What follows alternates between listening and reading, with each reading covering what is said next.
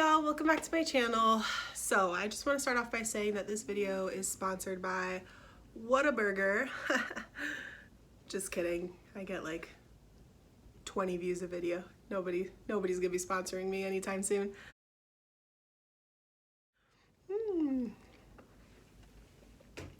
But I wanted to make today's video because I wanted to share the books that I read for the Mermaid Marathon. Now, I do apologize about my voice. I feel like it's, still kind of rough. Still getting over this cold or whatever I have. But the Mermaid Marathon. Now, the Bright Side Girl hosts this every year. It was from June 29th to July 5th. I'm gonna link that video down below in case you are interested in reading more mermaid books. She has a ton of recommendations for mermaid books, which is really fun. But I want to share out the books that I read because I read 3 books for this year's marathon, and I'm hoping next year I can read a lot more. So we'll see. So our first book that I read for the Mermaid Marathon is The Mermaid's Voice Returns, and this one by Amanda Lovelace. So this is a collection of poetry by Amanda Lovelace. However, the last section of the book also includes submissions from various writers around, I guess, the world, because there's some international writers that are included, which is pretty cool. That being said, this book of poetry was just not my thing.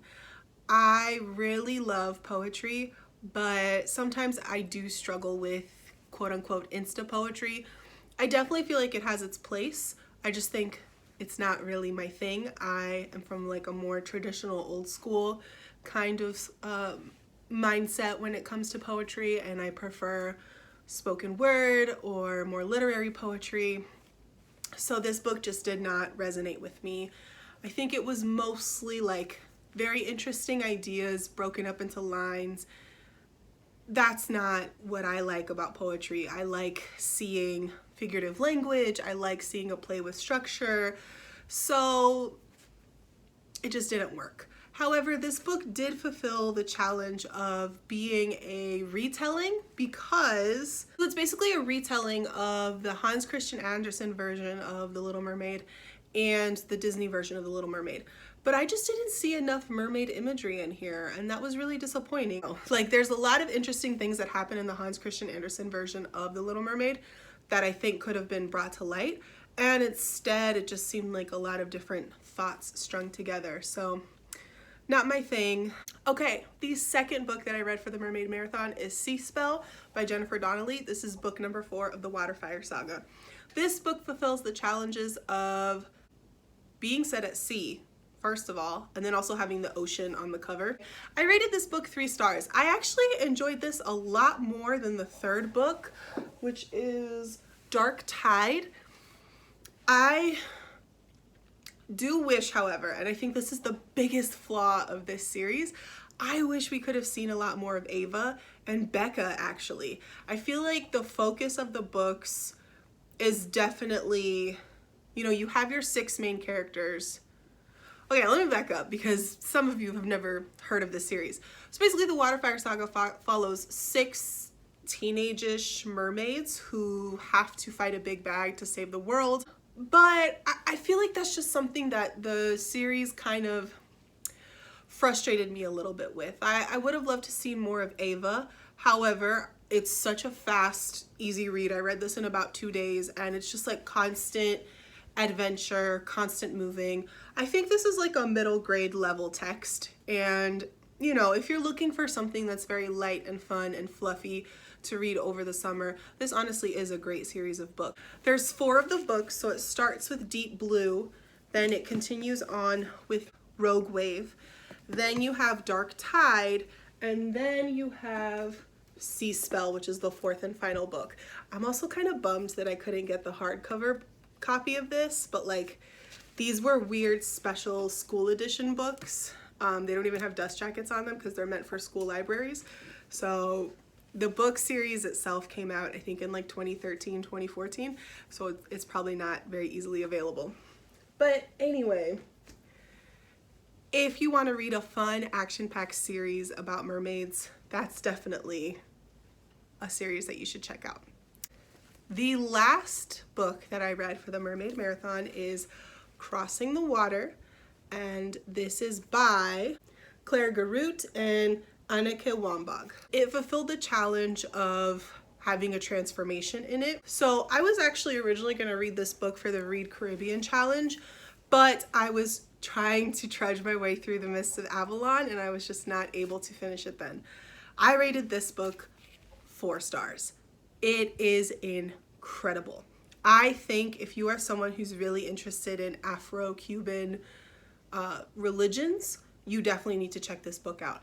And the thing with Afro-Cuban religions, particularly with Palo Monte, which is based out of religions that stem from the Congo portion of Africa, and Santeria, which is based off of the Yoruba religion, which is in like that, the Yoruba people are originally from like Nigeria and some other parts of West Africa.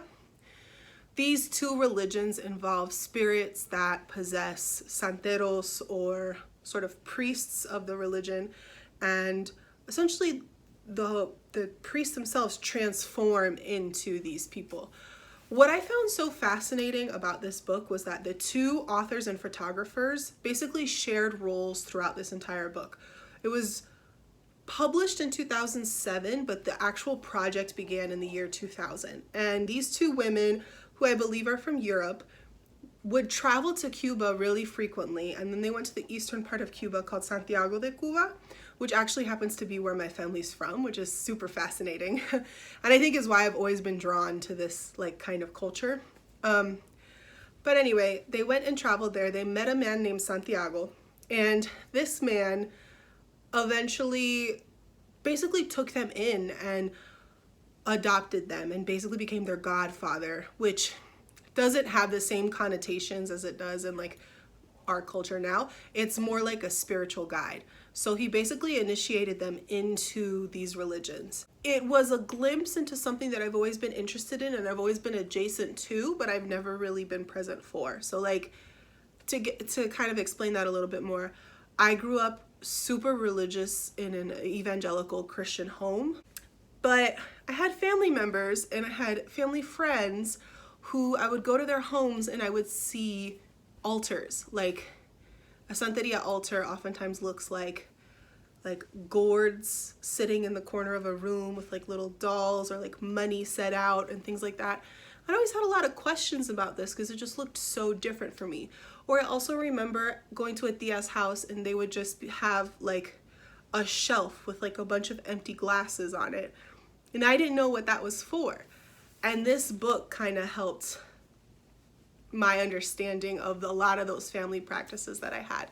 So definitely, aside from just the information that you're going to get from this book, the pictures themselves are really stunning. Like, you get to get a real glimpse into what this spiritual practice is like for this particular person. And it also includes different prayers that are used in different ceremonies. I will say, if you are someone who struggles with any form of like animal cruelty, this is not the book for you, because a huge portion of these religious practices involve animal sacrifice. That is kind of well known in Cuban culture.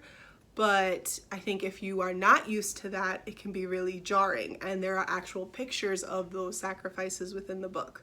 So I personally love this book. I thought it was fascinating. The only reason I'm rating it 4 stars instead of 5 stars is because the people who wrote it are not actually Afro-Cuban. And while they themselves like were initiated into the religion and were able to, over 5 years, essentially moved through the ranks of the religion, they themselves did not grow up with these practices. They were still observers in a lot of ways because they were taking pictures and writing stuff down. So I did feel like there was a little bit of a separation between the narrator of the book and the situations happening. What this is making me think, though, is that what I need to do now is find books written by Afro-Cuban religious leaders or scholars or anything like that that can give me some more insight into this. But regardless, this could be like your initiation into understanding Afro-Cuban religions. I highly recommend Crossing the Water. 4 out of 5 stars. Alright guys, so that is it from me today. It's kind of a short video, but I hope you enjoyed it. Let me know in the comments down below if you have any recommendations for any books involving, you know, mermaids or sea creatures or anything like that, because I am all about it. Always trying to read books about that kind of stuff. You can find me on Instagram, Tumblr, and Goodreads at Shelly Flowers. I post videos every Wednesday and Sunday, sometimes Fridays. If you'd like to buy a chapbook of poetry, you can find my book in the links down below. I think I'm starting to lose my voice now. Ciao, y'all.